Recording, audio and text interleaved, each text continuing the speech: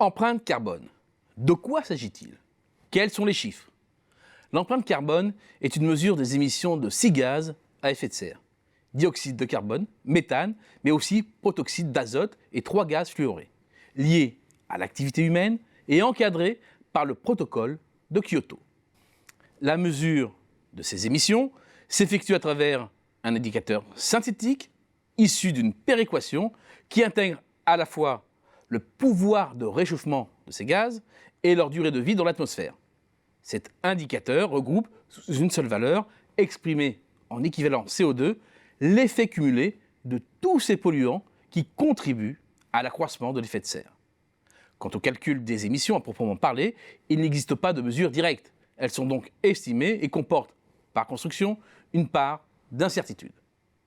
Mais même en ne considérant que les ordres de grandeur, l'explosion des émissions mondiales de gaz à effet de serre se confirme, en hausse de 80% depuis 1970 et de 45% depuis 1990, pour finalement atteindre 53,4 milliards de tonnes équivalent CO2. C'est un record. Deuxième constat, une cassure très nette sépare les pays avancés, a priori les plus vertueux, avec une contribution négative à l'augmentation des effets de serre depuis 1990, des pays émergents dont l'empreinte carbone a flambé. La Russie fait exception, mais sa population a baissé de 1,5% sur la période. Ces chiffres bruts sont toutefois doublement trompeurs. Trompeurs une première fois, parce que par habitant, les émissions de CO2 sont structurellement plus élevées dans les pays riches, qui ne sont donc pas les plus vertueux. Trompeurs une seconde fois, car le protocole de Kyoto est articulé autour des quantités de CO2 effectivement émises à l'intérieur d'un territoire, ce qui favorise les pays occidentaux qui importent de plus en plus ce qu'ils consomment, au détriment des pays fournisseurs de matières premières, notamment d'hydrocarbures, comme les pays du Moyen-Orient ou la Russie, ou de produits manufacturés, comme la Chine, ce qui explique leur place assez haut dans le classement. En ayant une approche plus globale qui prendrait en compte les émissions de gaz à effet de serre associées aux biens et services importés, c'est-à-dire du point de vue de la demande plutôt que de l'offre, la carte des pays pollueurs en serait totalement bouleversée et les pays occidentaux apparaîtraient beaucoup plus émissifs. On comprend ainsi mieux la défiance des pays émergents au protocole de Kyoto. Le cas de la France est d'ailleurs très révélateur. Le Commissariat général au développement durable a refait les calculs. La véritable empreinte carbone liée uniquement aux 3 principaux gaz à effet de serre ressort à près de 680 millions de tonnes, soit un niveau supérieur à celui de 1995, date des accords de Kyoto. En revanche, calculé sur le territoire stricto sensu, comme habituellement, le niveau tombe à 425 millions de tonnes. C'est près de 40% de moins. C'est un chiffre en baisse de près de 20% depuis 1995. Or, c'est bien sur cet indicateur que la France et les autres pays signataires ont pris des engagements.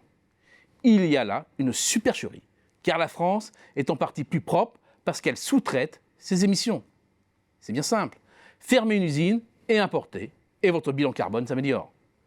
Or, les émissions des gaz à effet de serre associées aux importations représentent aujourd'hui plus de 55% de l'empreinte carbone du pays, contre à peine le tiers en 1995.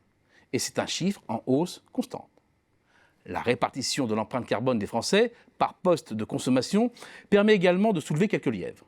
À égalité, 27%, le logement, malgré le faible impact de l'électricité nucléaire, et les transports devancent l'alimentation et les autres postes.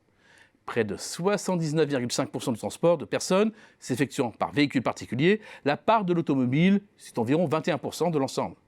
C'est une source majeure de pollution, mais pas la principale. Et s'il faut hiérarchiser, réduire les émissions de gaz à effet de serre du parc de bâtiments existants est l'enjeu numéro 1 de la France. L'explication ? Un parc immobilier ancien. D'après les données de l'ADEME, seuls 22% des logements ayant fait l'objet d'un diagnostic de performance énergétique sont en catégorie A et B, c'est-à-dire économes en énergie. En élargissant à la catégorie C, le compteur monte à 40%. C'est moins de la moitié. Et pour aller à l'essentiel, près de 1/3 sont de véritables passoires énergétiques. Les émissions de gaz à effet de serre s'envolent. Et contrairement aux idées reçues, 1.